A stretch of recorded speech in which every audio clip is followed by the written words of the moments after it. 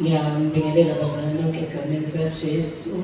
Ngokuthobeka ngibingelela ubaba umpostoli nomama umpostoli, ngibingelela abafundisi bonke nomama, ngibingelela obaba nomama, ngiphinde ngibingelela abantu abasha Sunday School. uJesu Kristu inkosi. Igama lami-ke bazalwane ngoManxumayo waKaMntambo, ngiyamthanda uJesu. uJesu Kristu inkosi.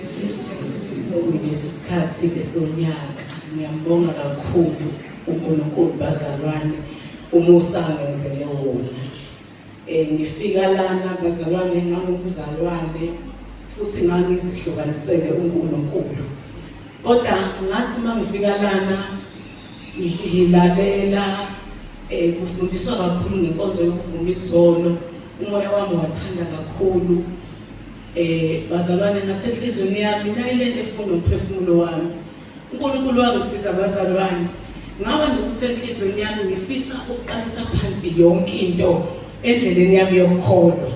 uNkulunkulu bazalwane wangilekelela kakhulu, ngaqalisa phansi yonke into ngoba ngangifisa ebandleni engashada nomyeni wami ekhonza kulona ukuthi ngathi ngingaqalisa phansi ngivume izono ngoba ngiyazizwela, ngiyalizwa ibala engihamba nalo endleleni yami yokukholwa. Ngiyambonga uNkulunkulu bazalwane ukuthi akwenzekanga ngaleso sikhathi futhi angisoli lutho. uJesu Kristu inkosi. Ngimbonga kakhulu bazalwane uNkulunkulu ngoba isikhathi sasingakafiki. uJesu Kristu inkosi. Wangilekelela kuNkulunkulu bazalwane, ngabhukha kwaMpostoli usuku lami. Okokuqala bazalwane ngikhuluma ngalutho, inetwork yayingekho ngakuyo ubaba. Ngize ngimsendele imessage ngithi baba ngikutholi, iyabuhlungu inhliziyo yami ukuthi angishongo lutho. Ngakhala nje ngikhalela lokho bazalwane ukuthi angikhuluma ngalutho, ubaba uMpostoli angimtholi, kodwa ibhuku ligcwele. uNkulunkulu wangilekelela bazalwane, angisazi noma kwaphela inyanga yini, ngaqala phansi ngabhukha, sengibhukela ubhabhadiswa-ke manje. Wathi uMpostoli uvumele izono, ngamtshela wathi hayi ngeke bangumntambo. Saqala phansi wangibhukhela futhi wanginika enye i-date. Ayi ngambonga uNkulunkulu, ngajabula ukuthi hayi-ke sengiyakholwa ukuthi sengizokhuluma. Ngangisasebenza ngaleso sikhathi, ngamcela uNkulunkulu ngathi nje Nkosi yami, ngicela lolu suku uma lingifica nje ngingedwa endlini nobaba uNtambo engekho. Bazalwane mase longifica usekhona ubaba sengiyamxosha ngithi awuhambe kagogo, hamba uvakashele ugogo. Bazalwane kodwa nganokuthi enhlizweni yami ngiyayenza le nkonzo ngoba kade ngifisa, kade ngashada iminyaka manje sibheke ku-20.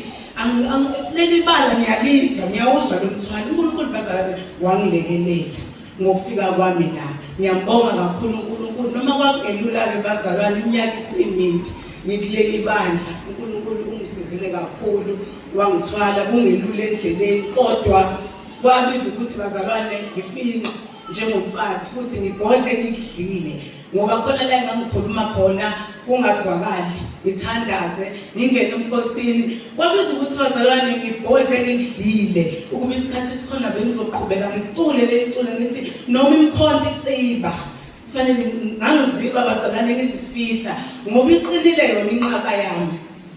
Ngiqhubeke bazalwane ngithi makube yami indaba ngizakhele kule nqaba ngoba uJesu usangihlale la. Bazalwane ngikhathazekile ukuthi angifisi ukuthi kuze kufike la khona abantwana bami beshayela bengazi ukuthi fanele belandele bani. uNkulunkulu wangithwala bazalwane kakhulu. uNkulunkulu wangikhumbuza izwi ngendlela engangikhala ngayo owangiletha ngalo la entabeni, lithi mina bengiyakufuna uNkulunkulu bese ngibeka indaba yami. Ngathi pho yini ngikhathazeke, ngabeka indaba yami bazalwane kuNkulunkulu. Ngangibeka nasesudwini, mangikhiphe wardrobe-ini ngikhulume ngesuthu, mangenza ukudla ngangiyibeka nasedleni indaba yami. uNkulunkulu kanti usemsebenzini bazalwane. uNkulunkulu wangithwala wangilekelela.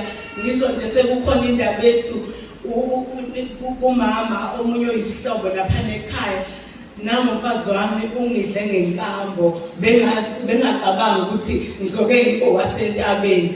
Hawu ngajabula bazalwane, ngamdumisa uNkulunkulu, ngacula iculo elithi masihlokomise imbongolo namhlanje sidumisa uJesu inkosi. Ngathi haleluya, makabongwe zingelosi le. Noma uNkulunkulu ngadumisa bazalwane, kodwa bazalwane kwakungelula ngendlela okwakunzima ngayo.